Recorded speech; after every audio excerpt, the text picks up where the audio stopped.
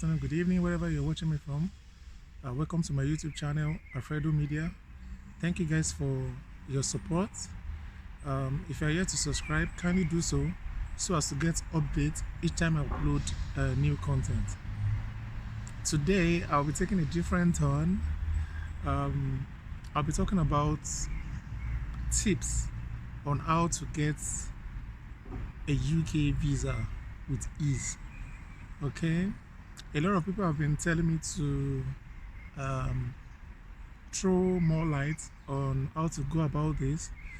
I actually have a travel agency while I take money from people for my services, but I want to take my time to give out some of the bullet points to help people secure their UK visa. Most of the things I'm going to say on this video is basically from personal experience. Okay, so sit back and enjoy the video. Point number one is about the application form. What do I mean by the application form? The application form is the form the applicant fills to make a request for the visa. In this form, there are a lot of sensitive information you have to reveal to the entry clearance officer. That's the visa officer that would scrutinize your documents and your application and decide if you merit the visa or not. Okay, so in this place you have to be as flexible as possible. Make sure you give them make sure you give in the right information. The first thing is your passport information. Be sure that you are filling in the correct information, your name as it appears on your passport, your date of birth, and your the place the passport was issued. You have to fill all this correctly. That's the number one information. Number two information, the second information concerning the application is your residential address. You have to fill in the correct residential address where you can be easily reached. Okay, and another thing you look out for, I think, is your parents' information, your mom and your dad. You're going to fill in their names, their date of birth, and their locality. That's their location where they reside, if they're in Nigeria or they're in the UK, as the case may be. All right, and there's a part in the application form where you have to give them a detailed information on what you intend to do in the UK. This is like an itinerary. You have to give them an overview of what you intend to do in the UK. For the case of this video, I'm going to use tourism as a case study. If you're going for tourism, they expect you to know where you're going. At least you have an idea of where you're going, how you intend to move from point A to point B. For instance, if you intend to visit, let's say, London, there are lots of tourist attractions there, like the Eagle High, the London High, I beg your pardon, Buckingham Palace, the Emirates Stadium, the London Zoo, the London Bridge, the Westminster, and so on. So you can say that you are going there to visit all these places, and you intend to move around with, let's say, maybe a rental car, or you intend to do that with you move around with a cab or a train. So you give them you make them see reasons with you that, okay, for instance, let's say your hotel, where you're going to book, where you're going to do your where you're going to make reservation for the hotel, it has to be somewhere in the central where you can easily link up with all these places, so they know that you have an idea of what you actually want to do there. Okay. um, so going on to the next one, in this same form there's a part where you have additional information. This place, you're supposed to inform the entry clearance officer all the things you included in the application. Maybe if you're a worker, for instance, your employment letter, um, your that's your contract, your employment letter, um, letter of introduction from your company, as the case may be. If you're on leave, a letter from your company indicating your proposed leave during this time, your pay slips for 6 months, um, your bank statement for 6 months as well. And if you have, let's say, previous, if you have any visa at all from any country, you have to attach copies of the visa as well to the application. You indicate the type of visa, maybe Schengen visa, US visa, previously issued UK visa, South African visa, as the case may be. You just add up all this. You indicate in the additional information that you attach a copy of all these visas in the additional information. You do this, and there's a particular place in the application form where it's stated the amount you earn on a monthly basis, and if you have other income. If you have to state the exact amount you earn on a monthly basis. You state if there's fractions there, state the fraction. For instance, if you are earning, let's say, 150,000 or 152,070 naira, you have to indicate all the figures there.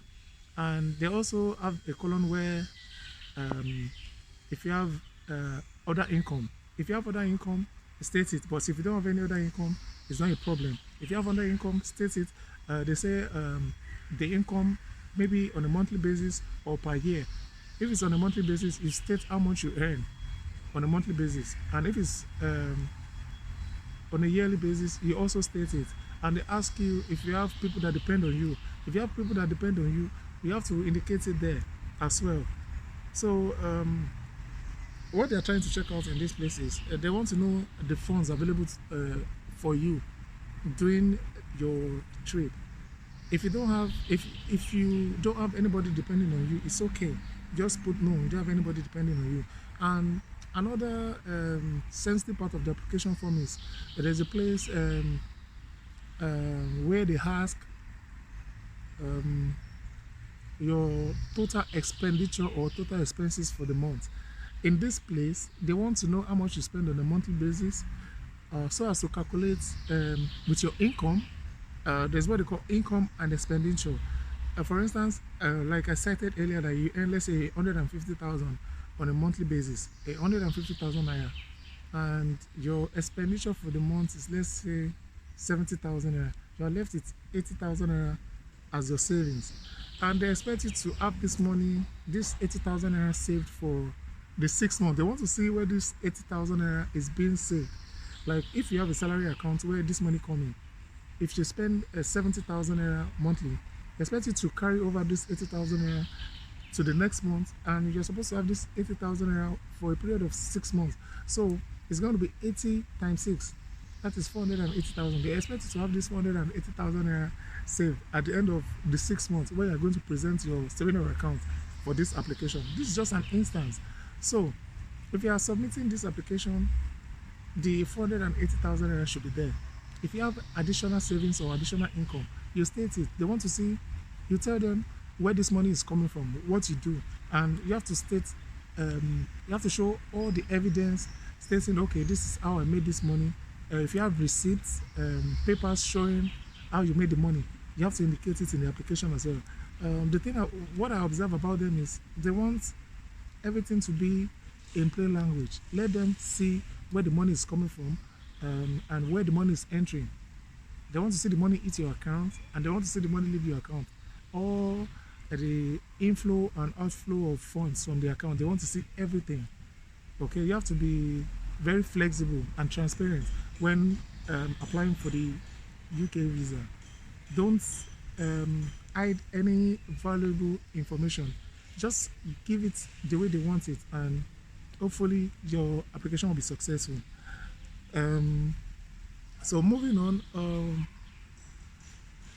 I'm going to state the 4 areas they look out for um, in the application. The first thing is your travel history, if you have a travel history. The second thing is if you have immigration records with them, your financial situation at the moment, your family ties and economic ties. I'm going to elaborate more on this bullet points shortly. The first one is travel history. If you intend to apply for a UK visa, if you have a virgin passport, it's not as if they don't issue, it's not as if they don't grant visas to applicants who are here to travel to any country.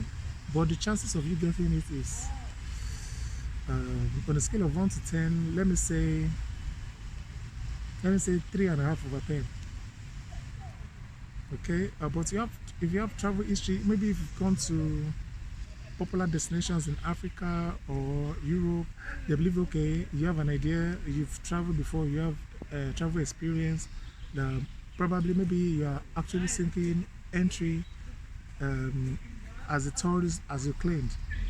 But if you don't have any travel history, this might raise some eyebrow. Okay, so to be on the safe side, before you apply for a UK visa, I advise you travel to 1 or 2 African countries. If you're in Africa, let's say South Africa or Mozambique, Botswana or Malawi, countries with visas, not countries with sticker. You can travel to Kenya. Kenya also have visa, or Tanzania. You travel there to these places and make sure you take pictures of the places you visited. This will serve as a proof as well, not just the visa. They want to see where you visited. They want to see that you're actually coming as a tourist. Okay, so you visit tourist attractions in these African countries, take pictures, and you attach these pictures to your application. Okay. Secondly, I'm going to be talking about immigration records.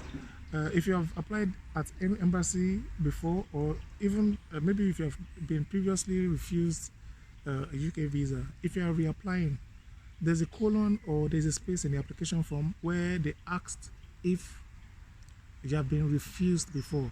Please, if you have been refused before, state the date and state the reason why you've been refused. It doesn't make any difference, and it's not going to affect your new application. All applications are treated differently, or all application is treated differently, okay, depending on your present situation or present circumstance at the time. So don't get yourself worked up if you have been refused before. Just work on the reasons why you've been refused and reapply. Okay, if it has to do with your financial circumstance, maybe you're not getting a good pay job, take your time, look for another job. When you have a good paying job or a better job, work for 6 to 8 months, then you can reapply. Okay, this is very key. If you have immigration records with them, please don't please do not hesitate to answer this question correctly. Don't say no, you have not been refused before if you have been refused. And if you have been refused entry, probably in the UK or any other country before, and I believe there's a part in the form as well where this question was asked if you have been refused entry at any country before. If you have been refused entry, please state it in your application, because these people, they have a centralized system. They work together with other embassies. They can always pull up this information. Please try to be transparent as much as possible. Give out all the information that is being required from you. Okay. Going on to the next one. This one is your financial circumstance. Before you apply, please make sure you are a bit financially stable. You have a regular source of income where it's visible, the money comes into your account, not cash deposits, because they also say that if you're working, why will your employers be giving you cash? Your employer should be transferring the funds directly to your account, indicating, for instance, if you work with ABC Limited, for instance, the narration from the on the statement of accounts should states ABC Limited salary for, let's say, month January, or ABC Limited salary pay for, let's say, February. Like this, it should reflect in your account like that, not indicating cash deposit, cash deposit, cash deposit. This might also raise eyebrows. Okay, and what I feel is they do a breakdown of the amount you earn, the amount you spend in your homeland, and what you intend to spend during the trip. For instance, if you write in the application that you intend to spend, let's say, £700, they do, depending on the exchange rate, they do a rough calculation of how much you say you earn in your home country and how much you intend to spend. Do you understand? After doing this calculation, let's say you have 800,000 naira saved, and you said you intend to spend this money for your entire trip. Okay, let's say you intend to stay for a week, and you intend to stay for a week, and you have 800,000 naira saved. I'm going to give you a rough estimate of cost of a flight ticket, hotel, and I'm going to give you a rough estimate. I'm going to tell you how a normal entry clearance officer or a visa officer thinks. You have 800,000 naira saved. 800,000 naira, I believe, just about roughly 1,000 to 1,100 pounds. And if you say you intend to spend, let's say, 600 or 700 pounds there, they are going to calculate the cost of the ticket, the cost of the hotel, and the money you intend to spend after paying this, after paying all your necessary expenses, money you're supposed to have, like your basic traveling allowance. I believe you understand what I mean. The money you're supposed to hold in your pockets, liquid cash. They expect you to have some money with you, and I believe they don't expect you to spend everything you have in your account.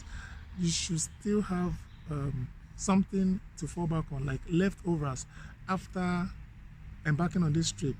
Because if you're spending the whole money in your account, they believe, or the way they think is, you cannot spend your whole savings on the trip, and when you get to this destination, you might decide to walk or to recourse to public funds, and they don't want this. You have to give them every reason that you're coming back to your home country.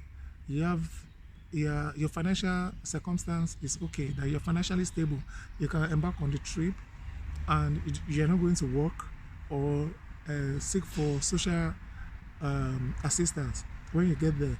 And after doing this, you would return to your home country. Do you understand? So they look out for all this. Like I stated earlier, if your money saved is 800,000 naira, for instance, you're not expected to spend the whole 800,000 naira on the trip. Maybe you say, okay, I'm spending 400,000 naira for the trip. So if you're spending 400,000 naira for the trip, that's just like an instance. I'm not saying in the hypothetical situation here, you're spending 400,000 naira for the trip. You have 400,000 naira still saved in your account. So if you embark on the trip and everything, after the trip, you still have something to fall back on. Okay, not necessarily spending all your money on the trip. When you give them the impression that you're spending all your life savings on that trip, you're giving them the impression that you're not returning to your own country, and in most cases, the application will be refused. Okay, all right. So moving on to the next one. The next thing is family and economic ties. What do I mean by family ties? If you're married, that's a strong family tie. And if you're not married, if your siblings, your parents still live in your home country, that's also a family tie. If you give them the impression that you live with your parents, that like maybe you're the breadwinner of your family, you're the one taking care of them and all, yeah, this can serve as a strong family tie as well. But in most cases, is if you're married, you have kids. This is what they look out for. If you're married, yes, you have a good chance that if you're traveling alone, they believe you can't travel alone and leave your wife back home. When you go, you'll be moved to return to your wife back home. Or if you have kids back home, when you embark on the trip, after the trip, you always want to go back to your kids. Okay, and for if you're not married, if you're still single, yeah, they still approve visas for singles. But on a scale of 1 to 10, they have doubt that okay, if they issue visas to singles, every single is a prospective uh, future immigrant. So you have to play all your cards right before you can get the visa if you're still single. If you're single, if you have a lot of dependents, yeah, maybe, maybe.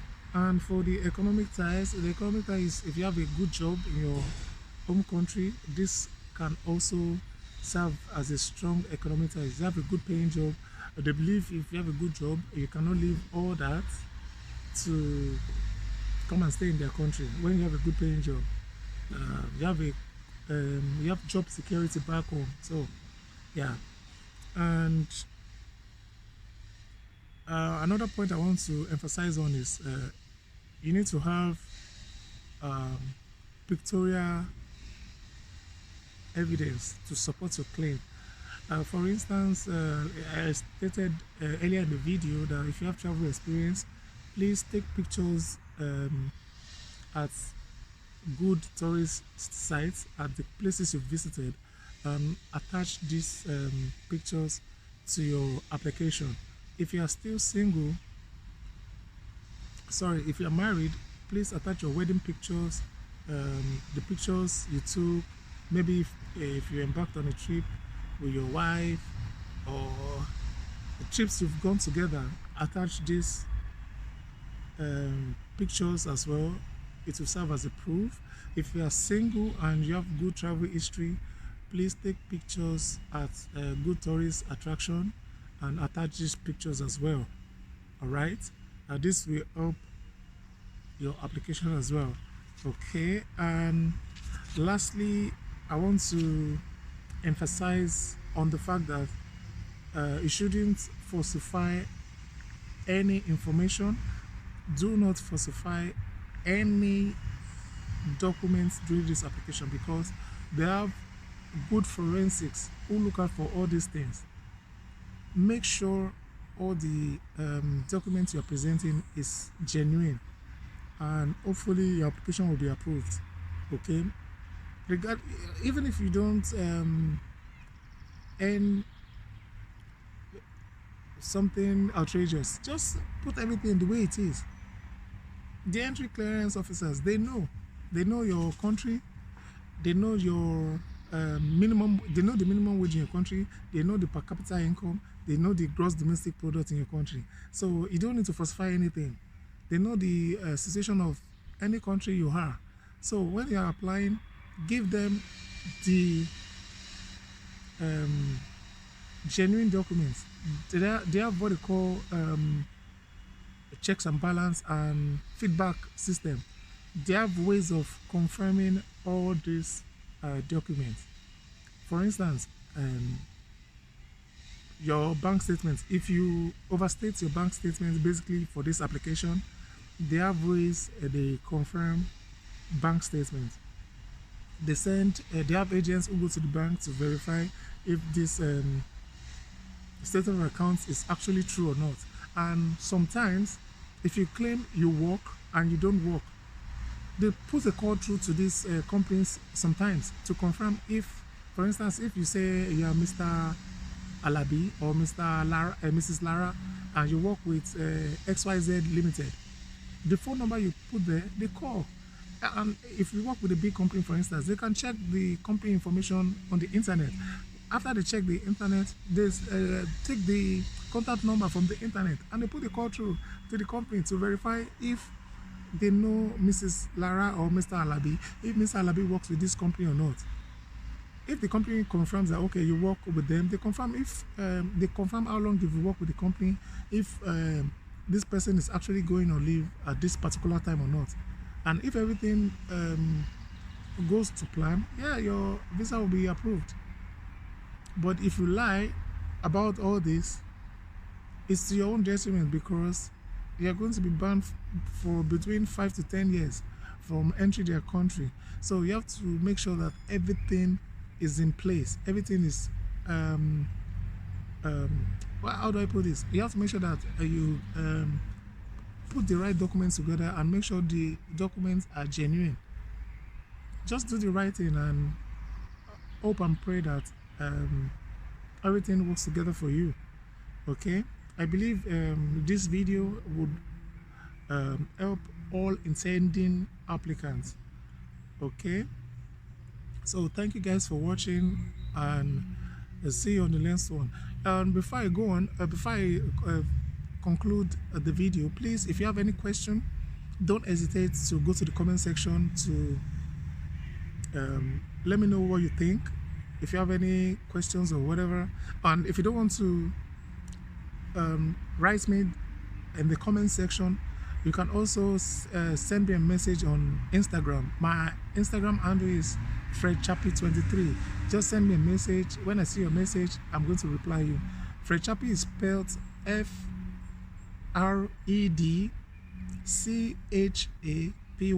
Then you add 23. That's my handle. You can send me a message there and I'll respond. Or better still, you can just go to the comment section, send me your questions, what you think about the video, and how I can be of help in any way.